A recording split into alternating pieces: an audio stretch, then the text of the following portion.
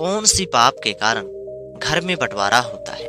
दोस्तों, आपने अक्सर देखा होगा कि चाहे वो अमीर हो या गरीब हो, इससे किसी भी बात को लेकर फर्क नहीं पड़ता है, चाहे वो किसी भी धर्म जाति की क्यों ना हो। बंटवारा तो एक दिन जरूर होता है, लेकिन बंटवारा होने के बाद लोग एक बात तो अक्सर कहा करते हैं कि उसका बंटवारा ठीक हुआ है, लेकिन वहीं पे किसी लोगों का यही मानना है कि उसका बंटवारा जल्दी हो गया है, उसका बंटवारा ठीक नहीं हुआ है। तो कुछ लोग यह बात कहना शुरू कर देते हैं कि वह बहुत बड़ा पापी है, उनके घर में पापों की वजह से उनका घर दिन प्रतिदिन बर्बाद हो रहा है और उनकी बंटवारा लग गई। इसी के संदर्भ में आज मैं आप लोगों को इस पे चर्चा करने वाला हूँ और बताने वाला हूँ कि बंटवारा के बाद भी भाई भाई में झगड़े लड़ाई होती है, और बंटवारा नहीं भी होता है उसके बाद भी भाई भाई में झगड़े लड़ाई होती रहती है। आखिर क्या कारण है, इससे कैसे बचा जा सकता है और कैसे अपने जीवन में आगे बढ़ते रहना चाहिए।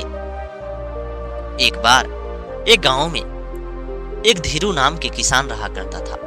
धीरू अपने जीवन में बहुत ज्यादा मेहनत किया था। धीरू की माँ वह गांव को छोड़कर दूसरे गांव में जाकर पहले वह पैसे कमाया करती थी। पहले के जमाने में उसे बहुत ज्यादा दुख और तकलीफ होता था। धीरू के जो पिता थे वह बहुत ज्यादा मेहनत करने वाले इंसान थे, लेकिन वह गांव में ही मेहनत करते थे और उनके पास उतनी बुद्धि नहीं थी। जो जितना पैसा दे देता उतने में काम कर देते और लोग इसी का फायदा उठाते, जिसके चलते उसकी माँ को घर से बाहर निकलकर काम करना ही पड़ा। एक पिता ज्यादा होशियार न होने के कारण लोग जितना पैसा देता उतना वह में काम कर लेते और वे बहुत देर तक ही लोग काम कराते। ये सब माँ जानती तो थी, लेकिन वह क्या कर सकती। वह पंच लोगों के पास जाती और जिनके यहाँ वह खेतों में काम करते उन पे कुछ कार्रवाई करती तो वह सीधे मना कर देते और कहा करते, हम तो पहले ही धीरू के पिता से इतने ही मजदूरी तय किए थे और धीरू के पिता इतने में ही तैयार हो गए थे।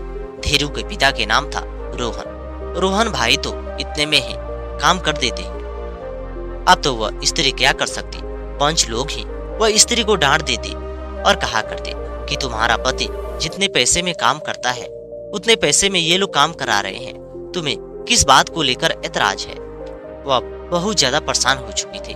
उसने कहा कि अब आप मेरे साथ काम करोगे, और वे धीरू के पिता जो रोहन थे उसके साथ वह काम करने लगे। धीरे धीरे वह काम करती और वे मजदूरी खुद से ही तय करती, जिसके चलते गांव के कुछ लोगों ने ये विचार किया कि इन्हें हम काम नहीं देंगे, इन्हें हम काम देते हैं तब ये धीरे धीरे मजदूरी बढ़ा रही है, इसका पति भी धीरे धीरे इसके जैसे बन जाएगा। उसके बाद गांव समाज के लोगों ने उन दोनों पति पत्नी के अलावा अन्य लोगों को काम देते और उनसे काम करवाते, लेकिन उन दोनों को काम नहीं मिलता।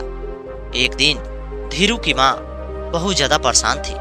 वह अपने पति से कहने लगी कि हमें परदेश चलना चाहिए, लेकिन वह सोचने लगी कि अगर मैं परदेश चली जाती हूँ तो गांव में लोग हो सकता है मेरी जमीन को ही हड़प लेंगे। इससे बढ़िया है कि वह धीरू के पिता अपने घर पे रहेंगे, बच्चों को देखभाल करेंगे। उस समय धीरू का उम्र लगभग 5 से 6 वर्षों के था और वे धीरू की माँ दूसरे गांव में जाकर वह काम करने लगी और वे दूसरे गांव में काम करके शाम को लौटती और इसी तरह उसका दिनचर्या धीरे धीरे चल रहा था। एक समय बाद उसे कई दूर गांव में काम मिला। वहां से आना जाना बहुत ज्यादा दिक्कत था। उसे आने जाने में परेशानी होती और पैसे भी बहुत ज्यादा लग जाते, जिसके चलते वह अपने पति को कहने लगी कि आप बच्चों को देखभाल करना, खाना पीना बनाना और मैं वहां पे जाकर काम कर रही हूँ, और बदले में जाकर अब आप उन लोगों से काम भी मांगना, अगर वो काम देते हैं तो करते रहना। धीरे धीरे समय बीतती चली गई। गांव के लोगों को पता चला कि धीरू की माँ काम करने दूसरे गांव में चली गई है, अब उसका पिता बचा है। फिर से वह उन लोगों ने वही फायदा उठाया, लेकिन धीरू के पिता घर को घर चलाने के लिए वह जानते थे कि जाने दो, मुझे लोग कम मजदूरी देते हैं कोई बात नहीं, दूसरे को ज्यादा देते हैं कोई बात नहीं, कम से कम हमारा खर्च तो चलता ही रहेगा और मैं बच्चों को देख रेख भी करता रहूंगा। देखते ही देखते वह पैसे कमाता। अब तो लोग उसे और कम पैसे देते और कहा करते, इतने पैसे में अगर तुम्हें काम करना है तो करो, नहीं तो दूसरा कोई तो तैयार अवश्य है। जिसके चलते धीरू के पिता इसी तरह काम करते रहे। उधर उसकी माँ एक सेठ के घर में एक दासी बन के काम कर रही थी। कुछ वर्षों बाद वह दासी अपने गांव आना चाहती थी, यानी कि धीरू की माँ गांव आना चाहती थी और वे गांव आने के लिए सेठ से बता दी थी। सेठ ने कहा कि देखो, तुम अगले महीने चले जाना, तब तक मैं दूसरे को रख लूंगा। ये बात सुनने के बाद अब वो परेशान हो गई और सोचने लगी कि अगर ये अपने घर में किसी दूसरे को काम पे रख लेगा तो ठीक नहीं होगा, जिसके चलते वह कहने लगी कि मेरे बच्चे की तबीयत ठीक नहीं है, मुझे कम से कम 10 दिनों के लिए जाने दो। और वे 10 दिनों के लिए वहां से छुट्टी लेकर आ गई और पैसे लेकर आई। उसके बाद धीरू के पिता से वह यह बात बताई और कहने लगी कि हमें यहाँ से चलना चाहिए, लेकिन वह कहने लगा कि नहीं, मुझे यहाँ से नहीं जाना है। और वे कुछ समय बाद वह स्त्री फिर से गर्भवती हुई और वे सेठ के यहाँ भी एक बच्चों का जन्म दिया, जो बच्चा वह बेटा ही था। और इसी तरह उनका दिनचर्या धीरे धीरे बीत रही थी और वे स्त्री वहां पे काम करती और वे धीरू के पिता अपने गांव में रह के ही काम करते। कुछ ही वर्षों बाद वह अब 3 बच्चों का जन्म दे चुकी थी और इसी तरह उनका दिनचर्या चल रहा था। एक दिन धीरू के पिता के पास एक व्यक्ति आया, जो व्यक्ति नशीले पदार्थों का सेवन करता था। हमेशा वह चरस और गंजे बेचकर अपने जीवन को चलाता, उसे ही पीता था। अब उनकी भी लत उसी जैसे लग गई। धीरे धीरे उनके घर पे आता और वे पीकर चला जाता, क्योंकि वह अपने घर पे पी नहीं सकता। वहाँ पे उसकी पत्नी, वहाँ पे उसके माता पिता होते और धीरू के घर पे इसलिए आता कि धीरू की पत्नी भी नहीं है और धीरू कुछ नहीं कह पाएगा। देखते ही देखते धीरू के पिता और वे दोनों व्यक्ति नशीले पदार्थों में उलझ गए। अब तो धीरू के पिता बहुत ज्यादा काम करते और वे एक भी पैसा नहीं बचता और सारा पैसा वह नशीले पदार्थों में बर्बाद कर देते। धीरू धीरे धीरे वह 12 वर्षों का हो गया था। वह स्कूल में पढ़ने जाता और वहां से वो वापस लौटता। लोग उसे तरह तरह की बात कहते और वे गरीब बच्चों के साथ ही स्कूल में जाकर पढ़ा करता। एक दिन वह आकर अपने पिता से कहता है कि हे पिताजी, मेरे को लोग बहुत ज्यादा चिढ़ाते हैं और कहते हैं कि धीरू के पिता तो नशीले पदार्थों का सेवन करते हैं, उनकी औकात नहीं है कि वह अच्छे से अच्छे स्कूलों में हमें पढ़ा पाए। आप हमें अच्छे से अच्छे स्कूलों में पढ़ाओ, यहाँ पे बच्चे जाते हैं। उन्होंने कहा कि बेटा देखो, हमारी उतनी औकात नहीं है कि हम तुम्हें अच्छे से अच्छे घरों में पढ़ा पाए और वहाँ पे तुम पढ़ लिख कर आगे बढ़ पाओ, लेकिन सरकारी स्कूल में भी पढ़ के तुम्हारा जीवन अच्छे से चला जाएगा और तुम आगे चल के कामगार बन सकते। लेकिन वह जिद करने लगा। इसी संदर्भ में वह अपनी माँ के पास वह जाने की ख्वाहिश करने लगा, लेकिन वह उसकी माँ कहने लगी कि बेटे, मैं अगले महीने आने वाली हूँ, आप चिंता मत करो। उधर से वह चिट्ठी लिखवा कर भेज देती है। इधर वह माँ अपने मन में तो सोच ही रही थी कि मेरा बेटा किस हालात में रह रहा होगा, हमारा बेटा कैसे अपने जीवन को चलाता होगा। धीरे धीरे और ज्यादा समय बीतती ही चली जाती है। एक दिन धीरू स्कूल में पढ़ने गया था और वे स्कूल में किसी मित्र ने उसे खबर दिया कि तेरे पिता की मृत्यु हो गई है। जब ये बात जैसे वो धीरू सुनता है, अब वो वहां से रोता हुआ निकलता है। टीचर उससे पूछते हैं कि बेटे क्या हुआ, आखिर तुम स्कूल से बाहर क्या करने निकल रहे हो? वो रो रहा था। दूसरे बच्चों ने एक मैडम से कहा कि मैडम, धीरू के पिता अब इस दुनिया में नहीं रहे, वह इस दुनिया को छोड़ के चले गए। जैसे ये बात मैडम सुनी, उससे भी आंख में आंसू आ गया और वे टीचर से जाके बताई, जो उसके क्लास में वो पढ़ा रहा था। उसके बाद वे भी थोड़ी सी शौक में आया। उसे भी लगा कि थोड़ी सी झटका लगी और वे दौड़ते दौड़ते पिता के पास पहुंचा। पिता वो नीचे गिरा हुआ था और वे बहुत ज्यादा दुख और तकलीफ से उसकी प्राण गई थी। जब वो देखता है तो वो वहां पे गांजा रखा हुआ था और वे गांजा पीकर ही मात गया था, जिसकी वजह से उसकी मृत्यु हो गई थी। खाने पीने की कुछ भी नहीं था। अब वो धीरू रोने लगा। वो जितना रोता, लोग वहां पे इकट्ठा होते और वे किसी ने सेठ के यहाँ जाकर ये खबर दी कि आपके यहाँ जो दासी की काम कर रही स्त्री, उसके पति इस संसार को छोड़ के चले गए। जैसे सेठ ने ये बात को सुना, उसने कहा कि हे स्त्री, तुम्हारे पति इस संसार को छोड़ के चले गए, अभी अभी खबर आई है, तुम घर जा सकती हो। अब वो बेहाल हो गई, रोने लगी। इतना ज्यादा रोई कि वो घर आने के लायक नहीं थी। सेठानी ने कहा कि देखो, आप और सारे लोगों के साथ उसे घर भेज दो, बेचारी की साया ही खत्म हो गया। उसके पति भी इस संसार को छोड़ के चले गए और वे चला जाता है। और वे सेठ अपने और भी नौकरों को कहता है, वे लेकर चले जाते हैं। धीरू के पिता के अंतिम संस्कार होती है और उसकी माँ धीरू को पकड़कर रोने लगती है और कहने लगती है, हे भगवान, तूने ये सब क्या कर दिया? आखिर तूने हमारे ऊपर इतनी बड़ी दुखों को पहाड़ भेज चुका है और हम उसी पहाड़ में दबने वाले हैं। लेकिन क्या होता, जो होना है वे तो हो ही जाता है। कुछ ही महीनों बाद पता चलता है कि वह एक व्यक्ति यहाँ पे आके वह गांजे का सेवन करता था, नशीले पदार्थों का सेवन करता था, जिससे धीरू के पिता की धीरे धीरे लत लग गई। और वे लत इतनी लग गई कि वह रोज काम करते और सारा पैसा ही नशीले पदार्थों में खत्म कर देते और वे इधर स्त्री वह खर्च भेजती, वह घर का खर्च ही चलाया करते थे। वह बेचारी बहुत ज्यादा परेशान थी। अब वो क्या कर सकती? अपने बच्चों को लेकर वह सेठ के पास चली गई और वे 3 बच्चों को देख रेख वह सही ढंग से करने लगी। सेठ ने कहा कि आप वहाँ की संपत्ति बेच दो और यहीं पे आप अपनी संपत्ति को खरीद लो। और वे वहीं पे अपनी संपत्ति को खरीदने की ख्वाहिश करने लगी। गांव में जाकर वह अपनी संपत्ति को बेच देती है और बेचने के बाद वह सेठ को पैसे देती है कि आप हमारे लिए कुछ जमीन को खरीद दो। अब वो सेठ क्या करता है, उसी पैसों को रख लेता है और जो सरकारी जमीन थी उसी पे उसे बसा देता है और कहता है कि आप इतना जमीन ले लो। ये सब देखकर वो चौंक गई, इतने पैसे में इतना कम जमीन। तभी वो कहने लगा कि मैं इस गांव का सेठ हूँ, मैं जैसा चाहूंगा वैसे ही होगा।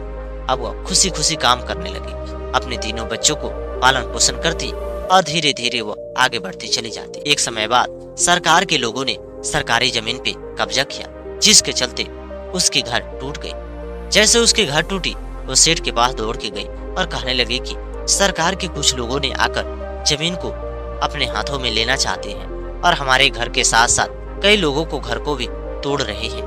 अब सारे लोग वो सेठ के पास ही जाते। सेठ सारे लोगों से पैसे ले चुका था और वे पैसे लेकर सरकारी जमीन ही उन्हें रहने को दे दिया था, जो उसका भी नहीं था। अब वो कहने लगा कि देखो, ये सरकार की फैसला है, हम क्या कर सकते हैं, उन्हें जाने दो। अगर वो चले जाएंगे तो हम फिर से इंतजाम करेंगे। उसके बाद वह दूसरी जगह फिर से सरकारी जमीन में ही उन लोगों को बसाया। लेकिन वहाँ पे भी कुछ वर्षों बाद वे लोग वहाँ से उजड़ गए। जब बाद में पता चला कि वह सेठ उनके पैसा खुद ही रख लिया है और ये सरकारी जमीन में झूठ मूठ के ही वह फंसा चुका है, वह स्त्री रोने लगी और वे कहने लगी कि तुम तो जानते हो कि धीरू के पिता के जाने के बाद अब मेरे जीवन कैसे कट रही है। मेरे पैसे दे दो ताकि मैं दूसरी जगह जाकर अपना जमीन खरीद सकूं, नहीं तो आप यहाँ पे सरकारी जमीन को छोड़कर अन्य सरकारी जमीनों के साथ मेरे जीवन को चलाना है और मैं लोगों से जमीन खरीद पाऊं। उसने कहा कि ठीक है। एक दिन वो सेठ उस धीरू के माँ को खूबसूरती को देखकर वह परेशान हो गया और उसके मन में तरह तरह के सवाल उत्पन्न हुआ। उसने जाकर नशीले पदार्थों का सेवन किया, उसके हाथों को वो पकड़ लेता है। तभी वो कहने लगी कि हे सेठ, ये क्या कर रहे हो, ऐसा सोच रहे हो, वैसा मैं स्त्री नहीं हूँ। लेकिन वो जबरदस्ती करने की कोशिश करता है।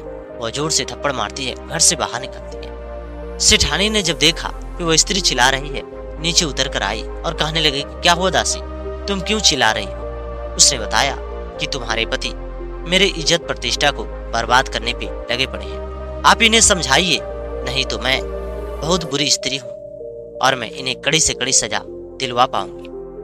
अब वो अपने पति को डांटने लगी और भी तरह तरह की बात कहने लगी। दूसरे दिन वो सेठ ने उसे निकाला, लेकिन वो कहने लगी कि आप हमारी मजदूरी दे दो। एक पैसे भी देने से वो इनकार कर दिया। कितना भी रोती, कितना भी कुछ कर लेती, लेकिन वो दे नहीं पाया। जब वो नहीं दे पाया, अब वो बेचारी बहुत ज्यादा परेशान हो गई और भी वहां से चली आई। आकर वो दूसरे गांव में बस गई, वहां पे वो रहने लगी। समय धीरे धीरे बीतता ही चला जाता है। मेहनत मजूरी करके बच्चों को पढ़ाई लिखाई और वे सारे बच्चे अपने अपने जीवन में कामयाब हो गए। उसके बाद उन्होंने जमीन और संपत्ति कीन लिया और धीरे धीरे उनका जीवन चल रहा था और देखते ही देखते सारे लोगों की शादी हो जाती। धीरू की पत्नी अपनी सासू माँ को बहुत अच्छे से मान आदर किया करती थी, लेकिन वहीं पे 2 छोटी बहुएं थी, वह श्रृंगार में ही लगी पड़ी थी। उन्हें कुछ भी नहीं सूझ रहा था, बस उन्हें अपने सजावट के अलावा घर का कोई काम भी याद नहीं आता। एक दिन धीरू की माँ उन दोनों को बहुत ज्यादा डांटा और कहा कि तुम लोगों को शर्म नहीं आती, घर की बड़ी बहू सब काम कर रही है लेकिन तुम लोग तो घर की छोटी बहू हो, उसके बावजूद भी तुम लोग काम नहीं कर रहे हो। क्या तुम्हें काम करने की हक नहीं है? उन लोगों ने कहा कि हे बुढ़िया, तुम हमारी से जुबान लड़ा रही है, तुझे जुबान लड़ाने की कोई आवश्यकता नहीं है। जब हमें मन करेगा तब हम करेंगे, जब हमें मन नहीं करेगा तो हम नहीं करेंगे। तेरे बाप का नौकर नहीं है। ये सब सुनकर वो बूढ़ी माँ अपने दोनों बच्चों के पास ये खबर भेजती है। बच्चे कहते हैं कि हे माँ, आप बहुओं से क्यों लग जाती हो? उन्हें भी तो ऐश आराम करने की आवश्यकता है। कोई जवानी में श्रृंगार नहीं करेगा तो बुढ़ापे में करेगा। बेटे भी तो अपने पत्नी के तरफ से ही वो बोल रहे थे। देखते ही देखते समय बीत रहा था और वे बच्चे अपनी पत्नी के साथ अलग होना चाहते थे। लेकिन एक दिन जो बीच की बहू थी वह किसी स्त्री से बात कर रही थी। बात करते करते वे अपने पुराने आशिक के बारे में पूछ रही थी। इधर वो बूढ़ी माँ ये सब बातें को सुन लिया। उसने अपने बेटे के पास ये खबर लगाया। बेटा बहुत ज्यादा गुस्सा था। उसने अपनी पत्नी से पूछा। वो सीधे इनकार करने लगी और जोर जोर से रोने लगी कि तुम्हारी माँ हम लोगों को परेशान कर रही है। हम लोग उस दिन श्रृंगार कर रहे थे, इसी का बदला वो ले रही है। झूठ मूठ में हमें फंसा रही है। जैसे ये बात उसके बेटे सुनते हैं वे मान जाते हैं और कहते हैं कि हमारी माँ हमारे घर परिवार को बर्बाद करना चाहती है। उन दोनों बच्चों ने वहीं पे वादा किया और कहा कि हम घर चलेंगे और कहेंगे कि हमारा बंटवारा कर दो, हम अलग रहना चाहते हैं। वे घर आते हैं। आने के बाद वो अपनी माँ से नहीं बोलते और वे पंच को लेकर आते हैं। जब माँ देखती है ये हमारे दरवाजे पे पंच, आखिर ये पंच की क्या बात है? पंच लोगों ने कहा कि देखो, तुम्हारे बेटे ने हम लोगों को यहाँ पे बुला कर लाए हैं कि वह अपने जमीनों में बंटवारा करना चाहते हैं और वे बंटवारा करके ही मानेंगे। उसने कहा कि मैं अपने रहते रहते इस घर को बंटवारा नहीं करना चाहती। लेकिन वो दोनों कहने लगे कि हमारे ही कमीने की ये सारा धन संपत्ति है, हम तो बंटवारा करके ही मानेंगे। उसके बाद वो बंटवारा करके चले जाते हैं। बड़े बेटे के साथ वो बूढ़ी माँ रहने लगी और वे दोनों मौज मस्ती में रहने लगे। ज्यादातर वो अपने ससुराल में रहती, उनकी स्त्रियां नैहर में जाके रहती और वे पैसे कमाते, वहीं पे अपने जीवन को धीरे धीरे चलाते। अब इधर वो बड़ा लड़का अपनी बूढ़ी माँ को देखता, लेकिन वो ज्यादा पैसे नहीं कमाया क्योंकि वो धीरू घर परिवार के साथ ही रह गया और घर परिवार के साथ वो रह के अपने जीवन को चलाता। एक दिन धीरू की माँ कहने लगी कि बेटा, एक काम करो, तुम सब्जी खरीद के लाओ और मैं बाजार में बैठ के बेचूंगी। धीरू की पत्नी कहने लगी कि हे माँ, तुम कैसी बातें कर रही हो? लोग हमें तरह तरह की बात कहेंगे, तना मारेंगे। ये सब ठीक नहीं रहेगा। जाने दो, कोई बात नहीं। हमारे जीवन में भले इतनी गरीबी है, हम इससे लड़के आगे बढ़ेंगे और देखना हम एक न एक दिन आगे बढ़ते चले जाएंगे। धीरू की पत्नी भगवान की बहुत बड़ी भक्त थी और धीरू की माँ भी भगवान को बहुत अच्छे से पूजा पाठ किया करती थी और उन पे विश्वास करती थी। समय धीरे धीरे बीतता चला जाता है। एक दिन खबर आती है कि वह सबसे छोटे बेटे की पत्नी की तबीयत बहुत ज्यादा खराब है। वह माँ बनने वाली थी, लेकिन वह जिस बच्चों का जन्म दिया वे बच्चा मरा हुआ ही पैदा हुआ, जिसे सुनकर उसे बहुत ज्यादा दुख हुआ और वे उसके नैहर जा पहुंचे। नैहर जाकर वह देखभाल की और जैसे वहां से आने की कोशिश कर रही थी, तभी वह उसके बेटे के सास ने उसे बहुत ज्यादा परेशान किया और कहा कि हम लोग भी तो सास हैं, हम भी अपने बहू को इतना परेशान नहीं करते, तुम अपनी बहू को कितना परेशान कर रही हो। वह कहने लगी कि परेशानी की कौन सी बात है, अब तो हमारे बेटे और बहू हमसे अलग हो गए हैं। अलग होकर वह अपने जीवन को चला रहे हैं, अब हम इसमें क्या कर सकते हैं। वहां से झगड़े लड़ाई वो सुनकर अपने घर आई, अपने बेटे और बहू से बताई और कहने लगी कि वे लोग बहुत बुरे हैं। समय धीरे धीरे बीतता चला जाता है। एक दिन धीरू अपने खेतों में काम कर रहा था। उसे समझ में नहीं आ रहा था कि हमारे दोनों भाई धीरे धीरे आगे बढ़ रहे हैं और मैं दिन प्रतिदिन गरीबी की ओर चला जा रहा हूँ, क्या होगा। वे चुपचाप ही बैठ के सोच ही रहा था। तभी वहां पे कोई स्त्री आती है और कहती है कि हे बेटा, तुम क्या सोच रहे हो? उसने कहा कि क्या सोच रहा हूँ, मेरे जीवन में बहुत ज्यादा दुख और तकलीफ है। उसने कहा कि तुम मेरा एक काम करोगे, ये वृक्ष पे जो फल लगा हुआ है इस झोले में एक झोला तोड़कर ला दो, मुझे भूख लगी है, मैं बदले में तुम्हें कुछ मुनाफा दे पाऊंगा। धीरू ने कहा कि ठीक है, आप झोला दीजिए। वे झोला लेकर वृक्ष पे चढ़ जाता है और वे फल को तोड़कर नीचे लाता है और वे उसके बदले में उसे सोने की एक असरफी देती है और वे कहती है इस सोने की असरफी को अपने माँ को दे देना। और साथ में इस सोने की असरफी से तुम अपने घर परिवार को अच्छे से चला पाओगे। याद रहे, इसे कभी भी मत बेचना, और याद रहे कि कोई चोरी ना करे। आप जिस सामग्री में इसे रखोगे वह दुगुना हो जाएगा और तुम्हारा दिनचर्या धीरे धीरे चलता चला जाएगा। और तुम्हारी माँ हमेशा बीमार रहती है, वे बीमारी से अब छुटकारा पाएगी। तुम्हारी पत्नी की बीमारी खत्म हो जाएगा और तुम्हारा जीवन भी अच्छे से बीत पाएगा। और वहां से वह गुप्त हो जाती है।